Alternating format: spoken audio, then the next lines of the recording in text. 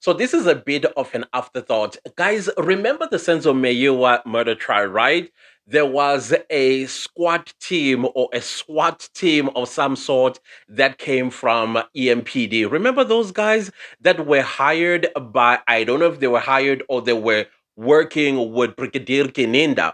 And one of the accusations that that squad or SWAT team by Bongani Ntanzi as well as Muzi Sibiya was tubing as a form of torturing them to coerce them into making confessions.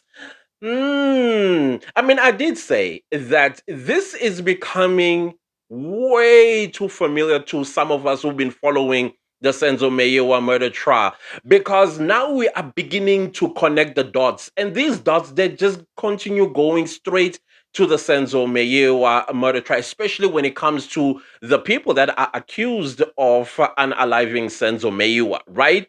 So the part that came back to me, I think I touched on it, but I did not specify the unaliving of Heinekop.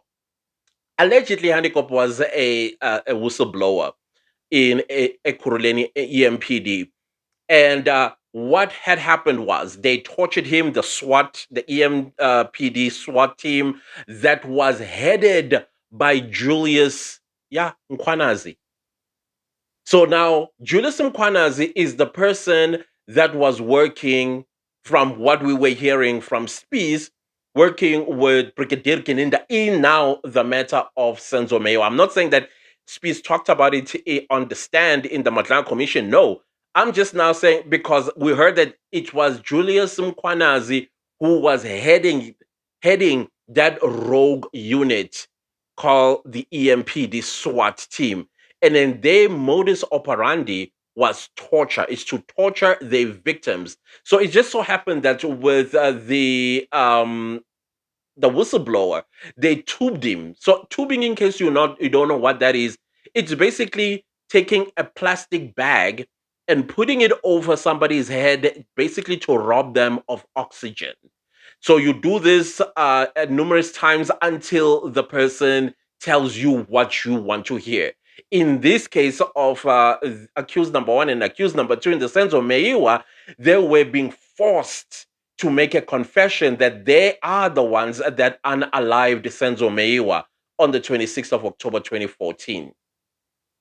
So, as we've been saying on this very channel, The Clan, that this entire trial is it is false.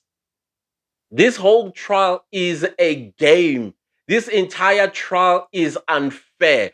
This entire trial is fabricated. Everything about the accused people, they were pinned with a crime they did not commit because they are trying to protect somebody. When I say there, somebody paid good money for one of the people that were with Senzo Mayo on the 26th of October 2014 that actually pulled the trigger to take all of this away from them and pin it on somebody else.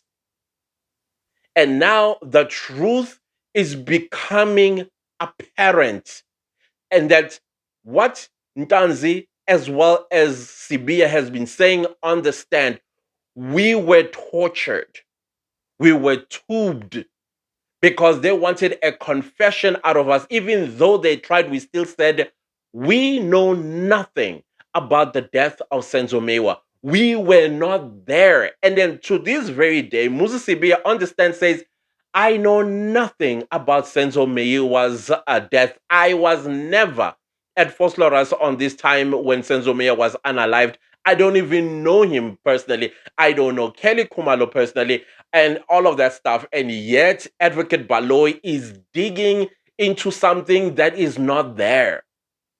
They looked at the bank statements. I mean, he spent the entire of last week on the bank statement. They did not produce anything, even though Muzi Sibi even said, hey, listen, there was 50,000 Rand that came into my standard bank account, but you did not speak of it. And then Baloy was looking for it. He was like, well, this is the only transactions that you did when you were in Onongoma. It's a transaction. And Muzi Sibiya says, no, there was another transaction that I remember Why is it not there? Are those bank statements cooked? Are they cooked just like the Capitec that he says, I have never had a Capitec account, but listen, they produce a Capitec bank statement that he has never opened before. So again, we're going back to the rogue unit, the criminal syndicate, in my opinion, that was actually headed by Julius Mkwanazi. And the person that they were tubing Heinecom, he actually passed away. And then when he passed away, one of the rogue police officers comes to Mkwanazi and say, hey boss, the guy that we were torturing, he kind of like stopped breathing. What do we do? And then Julius Mkwanazi gives them an idea how to dump his body. Put him in the car and drive the body into a lake. Just like those three officers that were found in a lake in Centurion early this year. Now you have to ask yourself this question: were they involved too?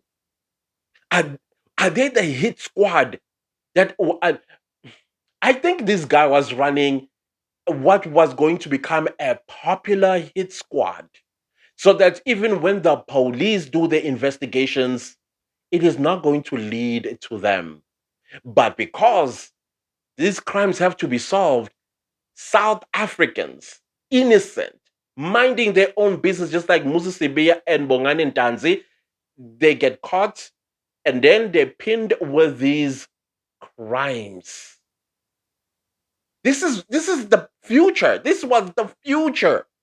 And how many times have I said on this channel that it looks like South Africans are sitting ducks when it comes to the South African police service?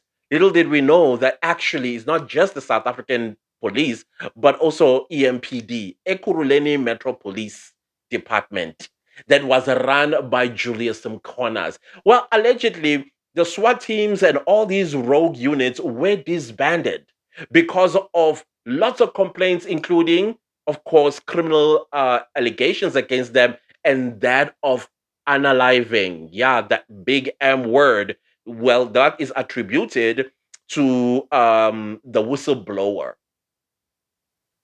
And instead of these people being held criminally accountable or disciplined within, but no, they continue doing their job. So we have EMPD officials that are stopping you on the streets around Ekurhuleni, and they could be the ones that have been involved in unaliving an innocent person who just wanted the department to be run properly. And they took his body, dumped it in a lake. That is what is, yeah. Now whenever I'm in Kempton Park, I'm gonna look at every police officer there. I'm talking EMPD with that side eye. Like, are you one of them? Are you one of them? There's some few names that we learned in the sense of Mei were unaliving. The one that comes to mind, and apparently that one was very cruel, at Jonathan. Remember Jonathan? I don't know, I forgot his surname, but he was one of those. And I think we may have also heard the name Dion Singh in the sense, I could be wrong, in the sense of Meiwa murder trial. I think maybe he was part of that hit squad. I think so. Because apparently after the discovery of Heinekom's body, then Dion Singh gets promoted. And it was not long time ago when he got promoted. I think some like early this year, he gets a promotion. It's like, well done, my good son. You've done well. That is crazy, guys. But then again, I don't think these are isolated matters.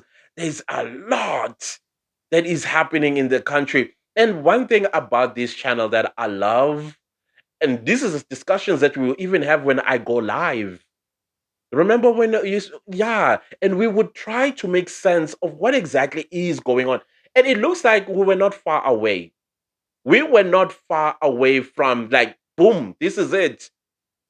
Our calculations and our rubbing of our IQs together, it was leading exactly to where we at. But because we are not people in uniform and working for South African Police Service or Metro Police anywhere, we're just trying to tap and see where our fingers will land.